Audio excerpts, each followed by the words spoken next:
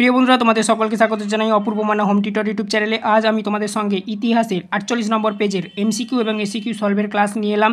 তোমরা যারা এবছর 2025-এর মাধ্যমিক পরীক্ষার্থী রয়েছ এবিটি টেস্ট পেপার থেকে, দেখো ফার্স্ট প্রশ্ন কী বলা রয়েছে। বিশ্ব পরিবেশ দিবস পালিত হয়, উত্তরটা হয়ে যাবে 5ই জুন। 1.2 দাগের প্রশ্ন দেখো, দাদা সাহেব ফলকে যুক্ত ছিলেন। এখানে দেখো আমি উত্তরগুলো বলে দেবো, প্রশ্নগুলো বলে দেবো, ঠিক আছে, অপশান বলছি না। চলচ্চিত্রের সঙ্গে। তারপর দেখো নেক্সট প্রশ্ন 1.3 দাগের প্রশ্ন। তো দেখো, আর চ্যানেলে নতুন থাকলে সাবস্ক্রাইব করে নিয়ে বেল আইকন অপশানে সেভ রাখবে। দেখো, প্রথম সরকারি শিক্ষা কমিশন অর্থাৎ হান্টার কমিশন গঠিত হয়, এটার উত্তরটা হয়ে যাবে পরবর্তী পেজে রয়েছে এটা। দেখো এটার হবে 872 খ্রিস্টাব্দে। দেখো নেক্সট প্রশ্ন 1.4 দাগের প্রশ্ন। দেখো কি বলা রয়েছে এখানে, দেখো 1.4 হতো 14 করে দিয়েছে, এটা প্রিন্টিং মিস্টেক করেছে, ঠিক আছে, আশা করি তোমরা দেখতে পাচ্ছ। দেখো এই প্রশ্নটার কি বলা রয়েছে, বামবোধনী পত্রিকার সম্পাদক ছিলেন উমেশ চন্দ্র দত্ত। 1.5 দাগের প্রশ্ন দেখো, সর্বধর্ম সমন্বয় আদর্শ প্রচার করেছিলেন, উত্তরটা হয়ে যাবে শ্রীরামকৃষ্ণ অর্থাৎ গ। 1.5 দাগের উত্তর হবে। 1.6 দাগের প্রশ্নে যাচ্ছি। ভগবান ডিহিতে যে বিদ্রোহের সূচনা হয়েছিল, এটা হবে সাঁওতাল। দেখো নেক্সট প্রশ্ন 1.7 দাগের প্রশ্ন। সন্ন্যাসী বিদ্রোহের একজন বিখ্যাত নেতা ছিলেন, তো এখানে উত্তরটা হয়ে যাবে ভবানী পাঠক। 1.8 দাগে দেখো, বন্দে মাতরম সঙ্গীতটি রচয়িত হয় 875 খ্রিস্টাব্দে, উত্তর হয়ে যাবে গ 875। তারপরে দেখো 1.9 দাগের প্রশ্ন। মহাবিদ্রোহের সময় দিল্লির মোগল সম্রাট ছিলেন, উত্তরটা হয়ে যাবে দ্বিতীয় বাহাদুর শাহ। তারপরে দেখো 1.10 দাগের প্রশ্ন। অস্ত্র আইন পাস করেন লর্ড কর্নওয়ালিস লর্ড লিটন হবে সঠিক উত্তর। 1.11 দাগের প্রশ্ন দেখো কি বলা রয়েছে, ভারতের হাফটোন প্রিন্টিং পদ্ধতি প্রবর্তন করেন উপেন্দ্র কিশোর রায় চৌধুরী। 1.12 দাগের প্রশ্ন দেখো, Indian association for cultivation of science এ যে বিজ্ঞানী নোবেল পুরস্কার পেয়েছিল, সিভি রমন। 1.13 দাগের প্রশ্ন দেখো কি বলা রয়েছে, মোপলা বিদ্রোহ 1921 সেটা হয়েছিল কোথায়, মালাবার উপকূলে, অপশান ক হবে সঠিক উত্তর। 1.14 দাগের প্রশ্ন। লাঙ্গলজার জমিদার এই স্লোগান যে আন্দোলনের সঙ্গে যুক্ত ছিল তা হলো, বা যুক্ত শুধু যুক্ত এখানে দেওয়া রয়েছে, তা হলো তেভাগা আন্দোলন। দেখো কী বলা রয়েছে 1.15 দাগের প্রশ্ন। ভারতে প্রথম দিবস পালিত হয়, উত্তরটা হয়ে যাবে 1922 খ্রিস্টাব্দে। তারপরে দেখো 1.16 দাগের প্রশ্ন। দীপালি সংঘ প্রতিষ্ঠা করেন নীলা নাগ অর্থাৎ ব্যাকেটে রায়। 1.17 দাগের প্রশ্ন।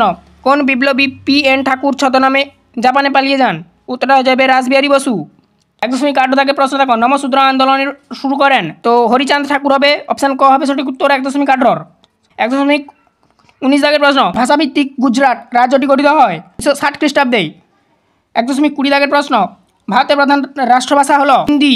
এবারে দেখো, সরলা দেবী চৌধুরী রানী আত্মজীবনী গ্রন্থের নাম কি, বলেছে একটি বাক্যে উত্তর দেওয়ার। 2.1 প্রশ্নের উত্তরটা যেটা হবে দেখো স্ক্রিনে উঠছে, জীবনের ঝরাপাতা হবে উত্তরটা।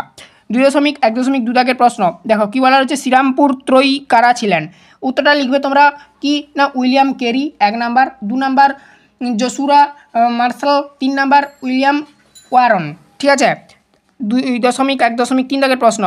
উলগুলান বলতে কি বোঝো, দেখো উত্তরটা কি লিখবে, ভয়ঙ্কর বিশৃঙ্খলা বা গণ্ডগোল যেটা সেটাকে বিশৃঙ্খলা বলা হয়, এটাকে বোঝায়। 2.1.4 প্রশ্ন দেখো, ভারতের প্রথম শ্রমিক সংগঠন কোনটি, তো এইটার যেটা উত্তরটা লিখবে সেটা হচ্ছে কি না, মাদ্রাজ লেবার ইউনিয়ন। আবারও বললাম 2.2 এর দেখো কি বলা রয়েছে দাগে, ঠিক অথবা ভুল অর্থাৎ সত্য মিথ্যা।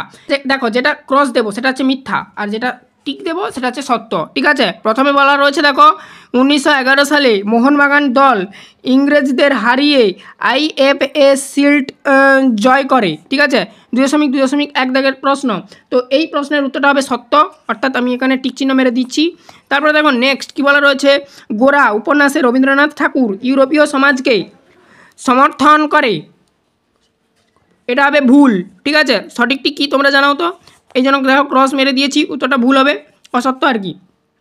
2.3 গিরিনি কামাগার ইউনিয়ন গড়ে উঠেছিল বোম্বাইতে, এটা কিন্তু যেটা হবে সেটা হচ্ছে কি না সত্য, ঠিক আছে।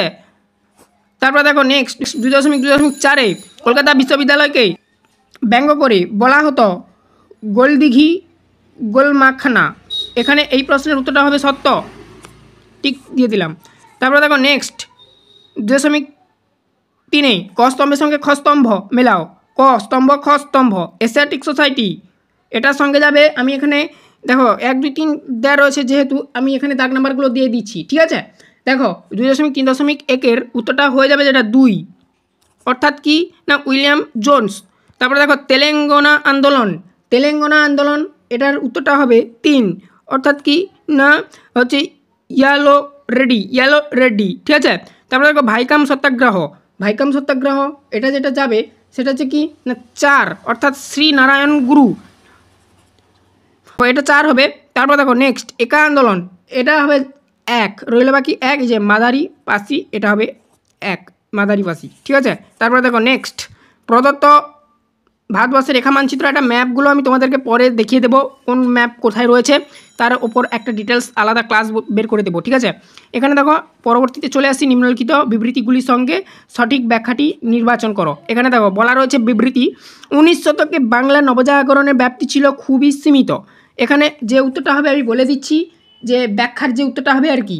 তো দেখো 3, অর্থাৎ 3 নম্বর ব্যাখ্যা করবে, এই যে ব্যাখ্যা 3 এটা করবে কি না, কারণ এই নবজাগরণ শুধুমাত্র পাশ্চাত্য শিক্ষায় শিক্ষিত প্রাগতিশীল সমাজের মধ্যে সীমিত ছিল।